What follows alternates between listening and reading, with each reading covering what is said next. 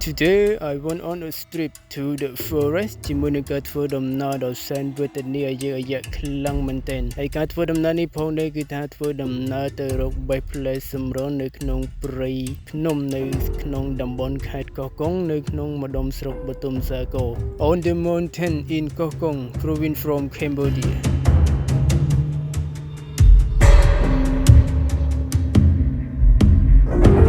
ហើយនេះគឺជាផ្លែសម្រងដែលយើងបានត្រាំវាឲ្យវារីកហើយយើងលាយវាជាមួយដបគោដើម្បីយើងធ្វើការបរិភោគវាគឺថាមានរសជាតិឈ្ងុយឆ្ងាញ់ខ្លាំងមែនទែនឆ្ងាញ់ខ្ទិះតែម្ដងបងប្អូនបាទបន្ទាប់ពីយើងបានរុករកនៅក្នុងព្រៃរយៈពេលមួយថ្ងៃពេញគឺថាហត់ខ្លាំងមែនទែនពេលល្ងាចពួកយើងក៏បានជួបជុំគ្នាជជែកពីនេះពីនោះស្ដីអំពីការទៅបេះផ្លែសម្រងពីថ្ងៃមិញហើយជាចុងក្រោយផ្លែសម្រងគឺថាបានមកដល់ដៃអ្នកដែលទិញរួចស្រេចតែម្ដង